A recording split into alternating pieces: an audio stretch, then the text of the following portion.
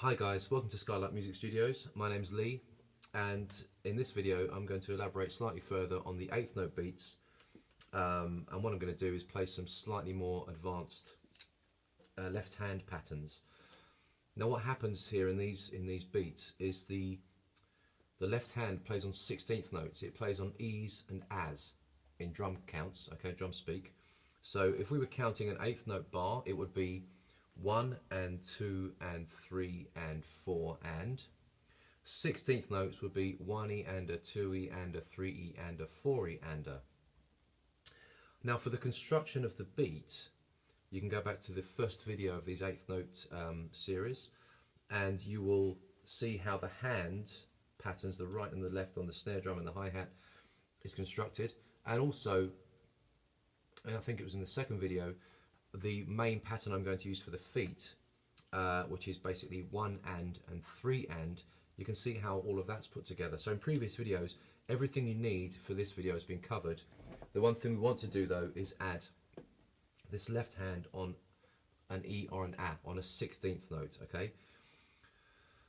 So in the last video, what I did was I added on the A after 2 and the A after 4. That gave us this, just as a quick recap, playing the bass drum on 1 and 3 and, remember?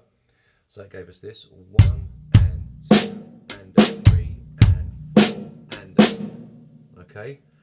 Now I'm going to sort of take that slightly further and add some more 16th notes on E's and As, and I'll just play through some of the grooves and sort of count as I'm doing it, and you'll see where the extra left hands are falling.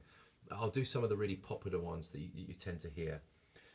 This one here features just a little bit of a sort of extra jump in the middle of the bar. It goes like this: 1 and 2 and 3 and 4 and. I'll play that again for you. 1 and 2 and 3 and 4 and. So the snare drum with the bass drum, 1 and 2 and 3 and 4 and. You get that? 1 and 2 and 3 and 4 and. So there's quite a lot of extra snare drum work going on. It's probably harder to play just the bass and the snare on its own. But if you count this out, even if you write the figures down, write down the 1 and 2, etc., write down what's going on and place the beats. Unless you are already reading drum music, you can do some fairly basic writing of these patterns, and you'll get to grips with where the beats are falling in relation to each other. Now with these 16th notes on the snare, the hi-hat is still playing 8th notes, so it's going 1 and 2 and 3 and 4 and. So it stands to reason that the 2 and 4 we hit on the snare are going to be in unison with the hi-hat, but the other beats, the extra 16ths, are going to fall between hi-hat beats. So you almost want to practice a little bit of this, yeah, so that they play separately. And if you can count that as well, so you can get maybe sort of 1 E and 2 and 3 E and 4 and 1 E and 2. That type of practice is really handy because it gets you used to playing the snare drum away from the hi-hat.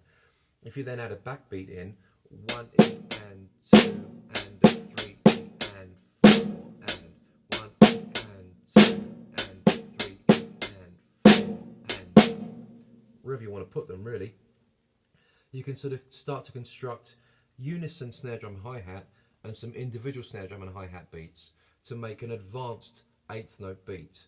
Now of course the bass drum could get more convoluted as well, and that could play on 16th notes, but for that you need a sort of a slightly different skill level, because most of us, when we play drums, we're using our hands more than our feet to begin with. The hands develop and get stronger sort of more quickly than the feet do. Subsequently, I'm keeping the foot pattern to a fairly basic 1 and 3 and, or maybe even less than that sometimes, depending on how the beat feels when I play it. I may want to sort of elaborate on the bass drum and keep it up there with 4 beats in the bar. I may do less. It's what feels right around those hands. But of course, that can change and the bass drum can start to play on 16th notes as well. But as I say, that does involve a different level of skill and also slightly stronger foot, which we will look at in other videos. For now, I'm just going to play a couple of variations of groove with the 16th on the snare and the bass drum playing 1 and 3 and, or maybe even less. I'll try and keep the count going so you can see what's happening. So we're going to go 1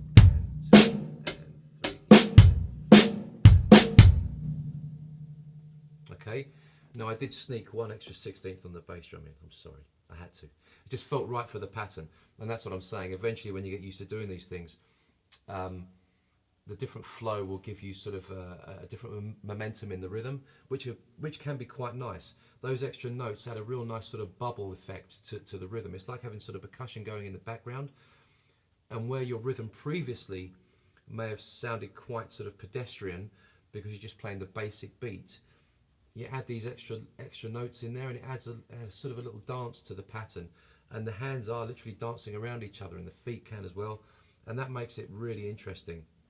One thing to mention is that I'm playing all of those extra beats relatively loud so that you can hear them, and you may want to play them as ghost or grace notes. That means playing them really quietly.